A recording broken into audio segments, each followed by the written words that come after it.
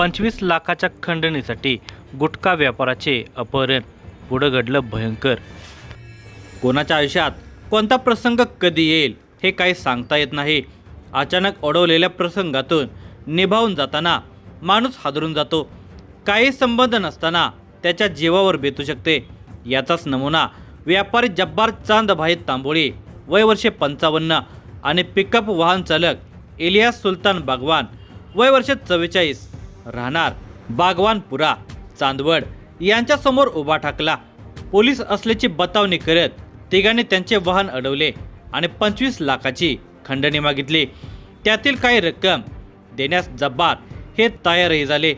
पण दुर्दैव, या सगळ्या वाटाघाटीमध्ये त्या तिघांनी जब्बार यांचा जीव घेतला. हे सगळे वाहन चालक इलियास यांच्या समोर घडले. पोलिसांनी तपास सुरू केला तेव्हा इलियास यांनी सारा घटनाक्रम सांगितला. या धक्कादायक घटनेचा सविस्तर वृत्तांत पुढे पाहण्याअगोदर जर तुम्ही या चॅनेलवर जर नवीन असाल तर प्लीज आपल्या ह्या मराठी चॅनेलला नक्की सबस्क्राईब करा. पिकअप वाहन चालक इलियास सुलतान बागवान, वय वर्षे 44, राहणार बागवानपुरा, चांदवड यांनी पोलिसांना दिलेली माहिती अशी की माझ्याकडे महिंद्रा कंपनीची पिकअप गाडी क्रमांक MH15HH 8861 आहे. त्यातून भाडे तत्वावर माल वाहतूक करून मिळणाऱ्या उत्पन्नावर उदरनिर्वाह करतो. पिंपळगाव तालुका देवळा येथील जब्बार चांद तांबोळी हे माझ्या ओळखीचे असून मी नेहमी माझी गाडी भाडे तत्वावर माल वाहतूक करण्यासाठी त्यांच्याकडे घेऊन जातो. दिनांक 11 मार्च 2026 रोजी दुपारी 4 वाजता मी चांदवड येथे असताना मला जब्बार यांचा फोन आला. आपल्याला गुजरातला माल घेण्यासाठी जायचे आहे. तू तुझी पिकअप गाडी घेऊन पिंपळगाव येथे ये असे त्यांनी सांगितले होते.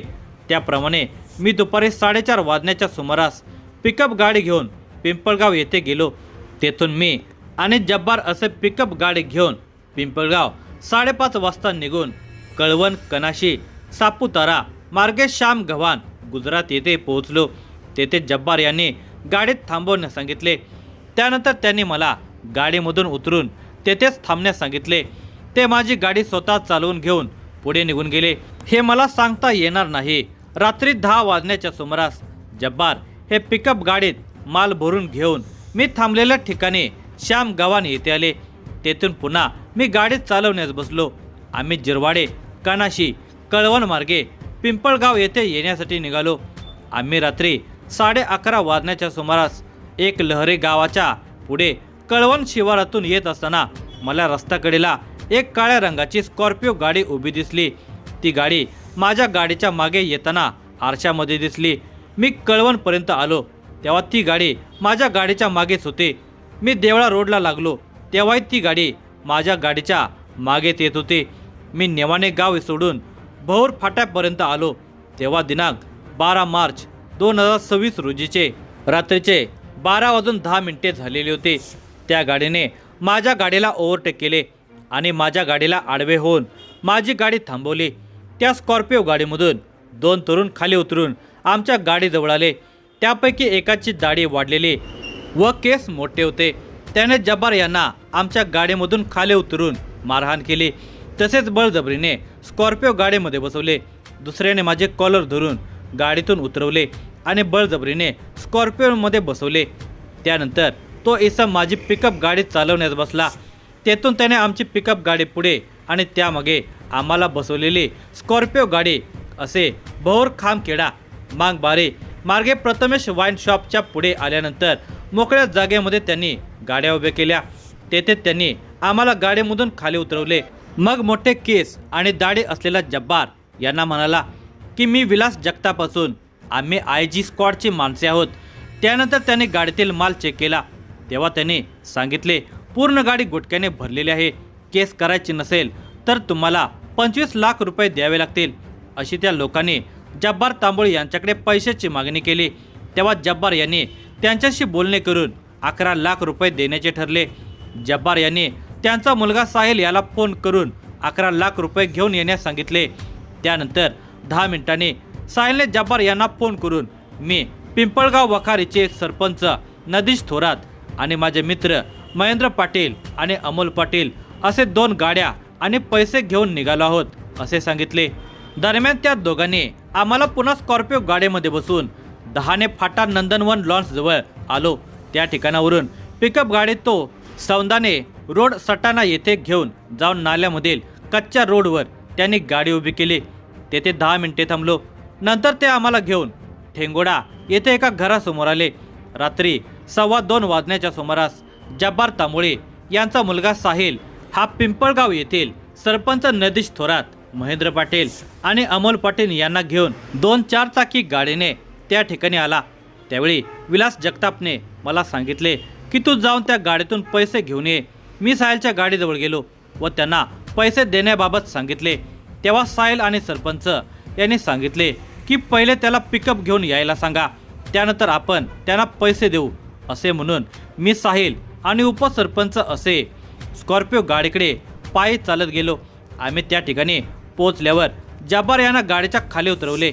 त्यावेळी विलास जगताप हा गाडीमधून खाली उतरून आमच्या जवळ आला। तुम्ही याला का खाली उतरवले असे म्हणत तो पैसे आणले का असे विचारू लागला।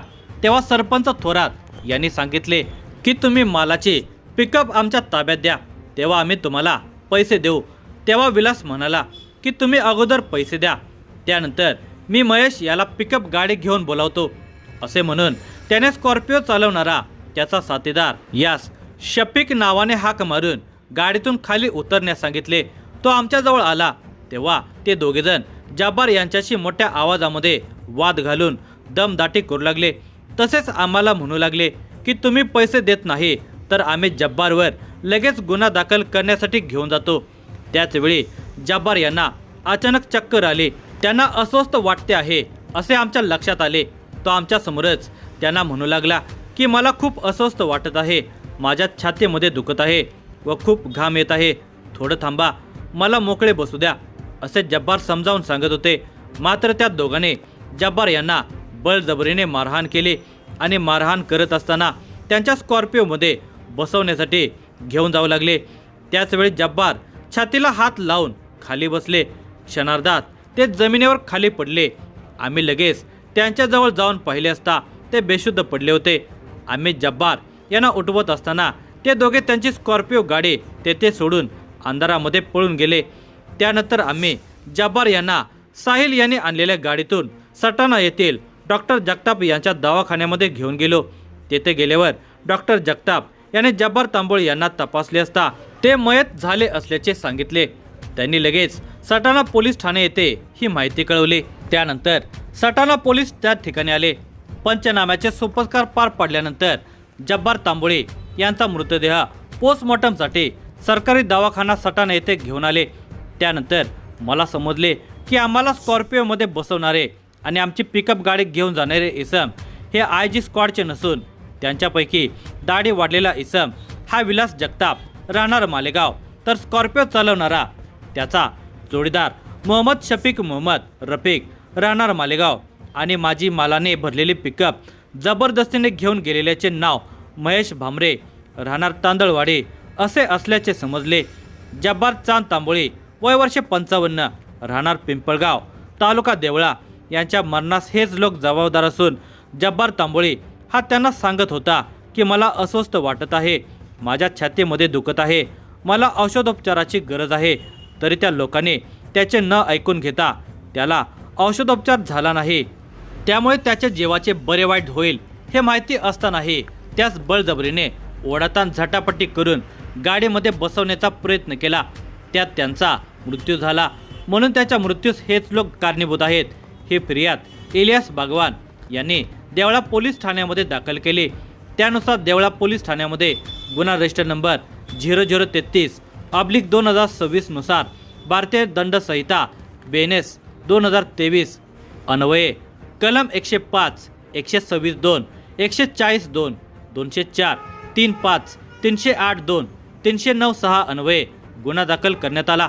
गुन्हा दाखल झाल्यावर पोलिसांनी विलास जगताप, त्याचा जोडीदार मोहम्मद शफीक मोहम्मद रफीक, महेश भामरे या तिघा संशयितांना अटक केली।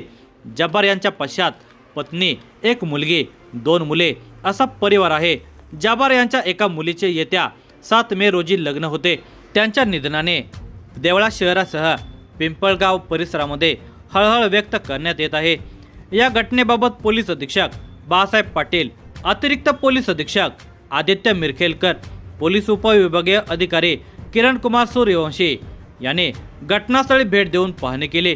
त्यांच्या मार्गदर्शनाखाली अधिक तपास पोलीस निरीक्षक सार्थक नेहते, सहाय्यक पोलीस निरीक्षक नंदा पाटील, पोलीस उपनिरीक्षक विनय देवरे, सुभाष चव्हाण, नितीन बारहाते हे पुढील तपास करत आहेत।